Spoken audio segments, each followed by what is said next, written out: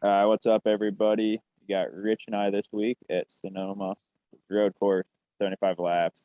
Obviously, there's not a lot of laps to be led or fast laps, so the Dom points aren't really our focus this week. We're just going to focus on that PD finishing potential. And then we're almost to 500 subs. We'd really like to get there this week. So, if you don't already subscribe, you like watching our videos, just subscribe so we can get to 500 and be on the road to 1,000. So we'll just get into the driver breakdown here. We don't got a lot of time for the race. So I'll let you start here, Rich, in this kind of 10K and up range. Yeah, we got a bunch of Cup guys in the field this week. Got Kyle Busch is the most expensive. This is his last chance to get a win in the Truck Series this year. I forget the last time he didn't get one. I think it was like 2012 or something. The last year he didn't get a truck win. So he's really going to be pushing for that today. He's got a fast truck. He's going to be up on the starting on the front row now. That Hocevar is going to the rear after he wrecked him his qualifying lap. So we're looking at either Busch or Chastain to take over the lead early, even though we're not that interested in dominator points, as it's not a ton of laps to be led. So we're more interested in place differential and finishing potential. But both of those guys have really good finishing potential and could easily win the race and pay off. But a little bit farther down here, you got some more PD plays, and Zane Smith and Ben Rhodes. We think both of those guys can move up and finish or push for top fives and maybe even push for a race win. And then Alex Bowman, he's also another Cup regular starting sixth there. He offers a few more place differential spots than Kyle Busch and Ross Chastain, who are a lot more expensive than he is. And then probably in this range, I'm looking at playing one of Kyle Busch or Ross Chastain. I don't think you can play both of them together. It doesn't really make sense to play both of them together. And then I'm dropping down here to like John Hunter Nemechek to Christian Eckes, and then trying to get one or two of those guys, squeezing them in. What are you looking at, Kev? Yeah, I think you kind of hit the nail on the head there. Obviously, KFB and Ross are going to be our favorites this week. Just they're both really good and pretty much anything they get in right now. That's why they're the most expensive. Both fast, blah blah blah. I do like Alex Bowman a lot this week. He's got pretty damn close to just as fast as a truck as those other two guys. Comes in, $1,000+ cheaper, and he just slipped up a little bit at the beginning of his qualifying lap. That's why I ended up starting sixth. So he just offers you a little bit more upside, a little bit more safety, at a good discount. And then I really kind of like that Ben Rhodes, Christian X here in this next range. Just they offer you tons of PD. X had the fastest car in practice.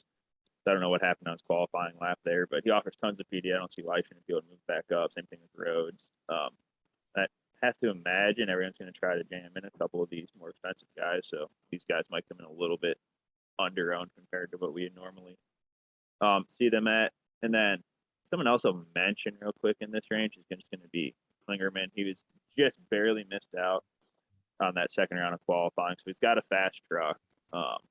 We obviously know he's pretty good on these road courses. So I think it's someone definitely be in play. But we have a couple very similar plays down below with Matty D and Kraus.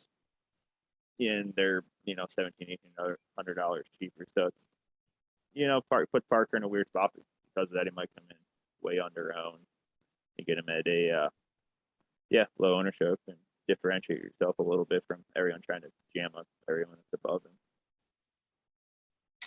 Yeah, as we move down here into like the 7-8K range, Hocevar did qualify on the pole, and he has a fast truck, but he's just a tough play in my opinion, because he's going to be scored from the pole and drop into the rear after they are working on his truck right now and whatnot, trying to get ready for the race. I'd imagine they'll have it put back together and he'll have speed. It's just tough to see him coming all the way through the field and being able to finish top five and pay off. It's just he's got a long road ahead, and he might end up starting feeling some pain and have to swap out with Daniel Suarez, which would end up costing their team a lot of track position. So I'm just a little bit off on him this week. I do like Harrison Burton. He's in the 17 David Gilliland Racing truck this week. This truck has speed every week. Whoever hops in it is running in the top 10. Now, I believe this is Harrison's first time at Sonoma, so it's going to take him a little while to get used to the track, but he does offer a lot of place differential, and he's in a truck that can finish top 10. So I'll be looking to get some shares of Harrison Burton. If we drop, like Kev said, my next two favorite plays are probably Matty D and Derek Kraus.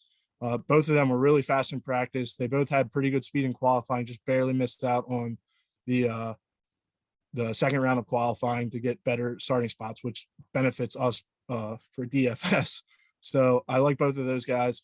And then Tanner Gray, he didn't have much speed in practice, didn't have much speed in qualifying, but he's another DGR truck. And I think he should be able to stay clean and gain some spots as the track moves along, or as the race moves along. Sorry. Right. So I just mentioned real quick with Hocevar, in case Suarez does have to hop on that truck. Draftkings has said that, Suarez hops in, Hocevar starts the race, then all the points that Suarez would then accumulate would go to Hocevar. So you don't got to worry about, if Suarez does hop in, all of a sudden Hocevar is not getting you shit. I think he makes just a really GPP play. This would probably come in super, super low owned just because he's injured, dropping to the rear, all that deal. I think if you're on multiple lines, that could be a very interesting one because he does have by far the fastest truck this weekend. I'd imagine it should be kind of the same spot. It seems like just body damage. At least he had the fastest truck, before he wrecked. Right. So if it was just in body damage to get that fixed, should be good. And then, like Rich said, I think Matty D and Derek Kraus are going to be your kind of go-to value plays. Both offer some pretty good upside there. Fast truck's been pretty good as of late in general, and they come in pretty cheap. And then I'll just move on down here. We'll just go this 6K and down range, Rich. But I like Todd this week. I mean, not necessarily the fastest truck this week, but he had pretty good speed. Super, obviously has tons of experience just in NASCAR in general. Should be able to move up. Experience goes a long way on these road courses, especially in the truck series where half these dudes have never even seen any of the tracks they've run on before. So I can see him moving up, comes in at a decent price. And then Jack Wood and Timmy Hill, I both like a lot. They come in at a really good price point. When I was messing around with the lines earlier, you kind of get a couple of these guys up above one of these kind of mid-range guys, and then you can get, kind of land on these guys, which might bump their ownership up, but I both think they definitely had the potential to pay off for you. They come in pretty cheap. Both have the potential to move forward. Both are pretty good at staying out of trouble. So I think they're pretty safe unless you want to jump down here. Like my go-to punt play would probably be Chris Wright. Probably go light on him this week just because he tends to find himself in trouble sometimes more than once in a race. It comes in super cheap, but he also is a road course guy, so he has the potential to pay off big time. You only need him to get like a top 20, and he'd absolutely crush at that price point. So what do you got to finish up here, Rich? Yeah, I think you nailed all the value plays. To be honest, I'm not really sure I like any one value play over the other this week. They're just kind of all at weird starting spots. Like, it's just none of them really stand out. None of them had great speed in practice or were showing anything spectacular. So I agree with you. Top O'Dine is all right. Colby Howard, he's been running well lately. Didn't have a ton of speed in practice, but you can still gain a few spots if he stays clean. Both Jack Wood and Timmy Hill can do the same thing. But gonna drop down here to the guys that are in the 46 and the 30 truck.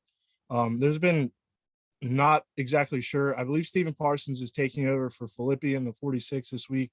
Parsons was going to qualify the 47, but they withdrew that. I think the team decided Filippi wasn't up to standard or whatever. So Parsons is going to be in the 46 truck running that. DK has not put a salary out for him yet. So we have Filippi's salary in there. But we're not too interested in these guys or in this truck just because it doesn't really have a ton of speed. Parsons is good. He's starting 35th. So if there's a bunch of wrecks, he could move forward and gain some spots. But if we drop down here to the next one, the 30 car, the On Point or 30 truck, the On Point Motorsports truck, this is the truck that Tate Fogelman is generally in. And we see him run top 25, top 20 a lot. And Balicki's a good driver. So if he ends up, staying in this truck and it's not Garrett taking over, I do like Balicki at whatever price he's at. As long as he's under 7K, I think he'll be a solid play. If Garrett's in the truck, then I'd be a little weary of playing him. He's probably more just a GPP play, whereas Balicki, I would consider as a cash play. But all right, guys, we'll have this up.